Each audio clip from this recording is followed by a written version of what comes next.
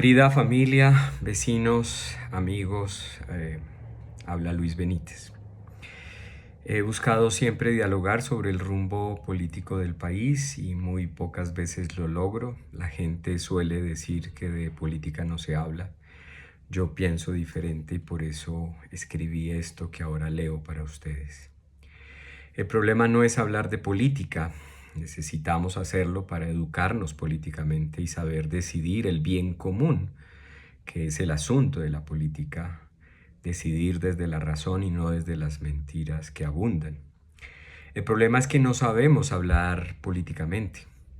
Yo hoy no quiero imponerles nada ni pelear con nadie. Hablo porque ustedes me inspiran a sincerarme, porque me preocupa Colombia y porque todavía creo que podemos escucharnos con respeto y desde las ideas, dejando de lado las falsas frases e historias que circulan en memes y redes. Me amenazan directa e indirectamente.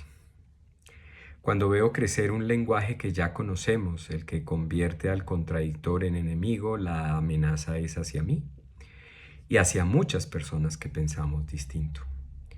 Pero la amenaza también fue directa hacia mí, en la calle, en mi barrio. Cuando llevaba mi camiseta de Iván y de Aida, me dijeron: guerrillero hijo de puta, ya sabemos dónde vives. En Colombia, cuando alguien es nombrado enemigo, se le va quitando humanidad. Y cuando se le quita humanidad, se abre la puerta para justificar su eliminación simbólica, política, física. Este país ya vivió y sigue viviendo eso.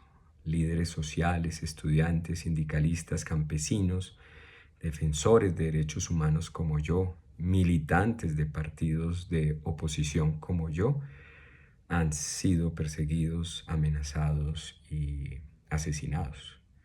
No nos olvidemos que todo un partido político fue acabado, exterminado, destripado si se quiere.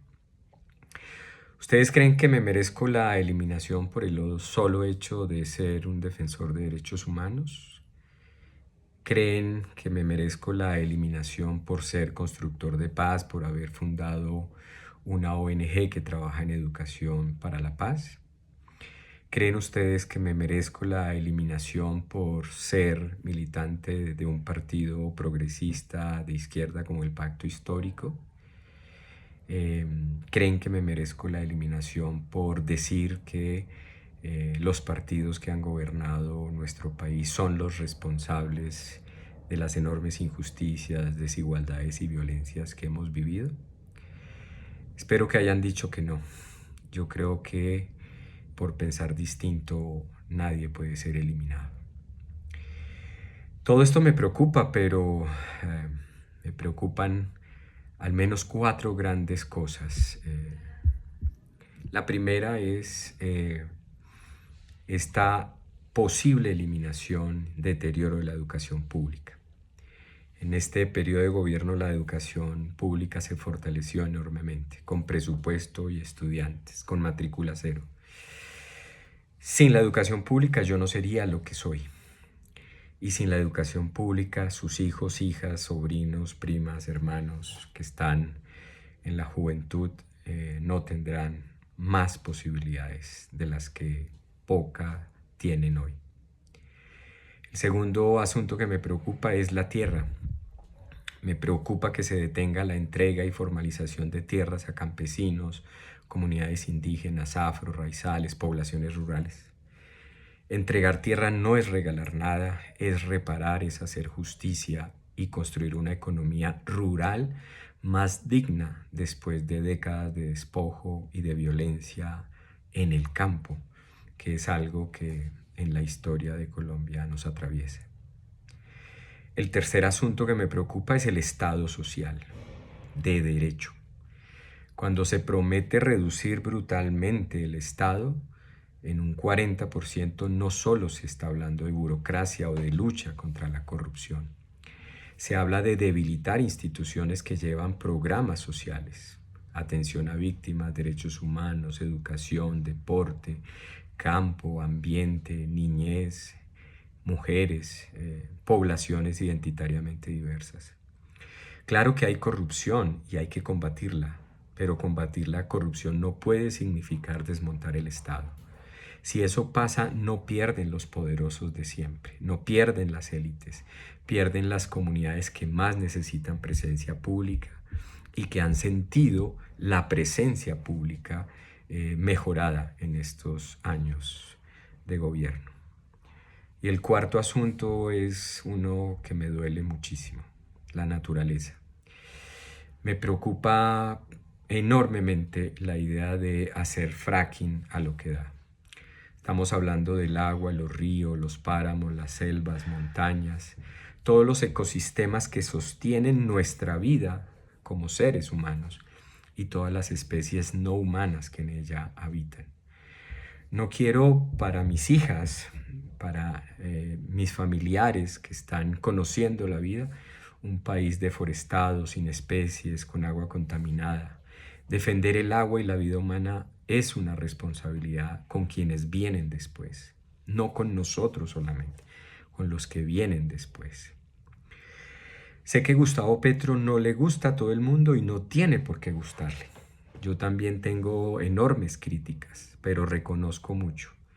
Me parece injusto negar que este gobierno puso en el centro asuntos que antes estaban en los márgenes. Pobreza, tierra, campesinado, naturaleza, transición energética y un largo etcétera. Los datos están ahí, no son mentiras. Ha habido acciones muy positivas en función del bienestar, pero claro, se conocen muy poco. Varias personas cercanas me han dicho, yo no me he visto beneficiado. Entiendo esa sensación, sobre todo en la clase media, de la que somos la mayoría de nosotros parte. Pero ahí hago una pregunta ética. ¿El cambio solo existe si me beneficia directamente a mí? Yo creo que no. Muchas políticas sociales se dirigieron a quienes históricamente han tenido menos. Y después de tantos años de desigualdad me parece correcto que el Estado y el gobierno empiece por quienes menos han recibido. Por eso les pido algo sencillo: no votemos desde el miedo, la rabia, las cadenas de WhatsApp, la desinformación. Votemos pensando en la vida, informados, en la democracia, la educación pública, la paz, la tierra, el agua y los derechos que hemos conquistado, que son muchos. No votemos por odio a Petro. Eso no nos hace mejores ciudadanos. El odio no nos hace ciudadanos constructores de un mejor país. La mayor responsabilidad que tenemos el próximo 21 de junio no es votar pensando solo en nosotros, es votar pensando en quienes menos oportunidades han tenido y sobre todo en la descendencia que tenemos, hijos, hijas, sobrinos, sobrinas, un largo etcétera. Nosotros ya hemos vivido una parte importante de nuestra historia, pero el país que viene no puede ser el mismo país de violencia, de desigualdad, miedo y exclusión que nosotros vivimos, que yo viví y que tanto nos ha costado. Yo me moveré el 21 pensando en una gran cantidad de jóvenes y de niños de nuestra familia: Luana, Coral, María Fernanda, Ania, Eva Luna, Simón, Owen, Juan David, Valentina, Sara, Valerie, una gran cantidad de jóvenes, de adolescentes, de niños que crecen con nosotros. Me moveré pensando en los hijos e hijas del patinaje, los compañeritos y compañeritas de mis hijas patinadoras. Y me moveré especialmente pensando en los jóvenes de este país, que necesitan un país distinto. El país que nosotros les estamos ofreciendo no es un bello país. Es hermoso en muchos sentidos, pero es un país supremamente complejo y en este momento un país con demasiado odio que tiende a la violencia. Por eso me moveré sin odio, sin rabia, con memoria de lo duro que ha sido vivir este país lleno de violencia, sobre todo en el campo, con responsabilidad y con esperanza. Para mí votar bien es cuidar la vida. Y este país necesita que votemos cuidando la vida. Este país necesita salir de los ciclos de la guerra y de la violencia. Yo, Luis Benítez, me la juego por la vida y les invito y las invito a que se la jueguen por una Colombia distinta. Les abrazo y con gusto para el diálogo cuando sea, como sea, con quien sea. Cuídense. Abrazos.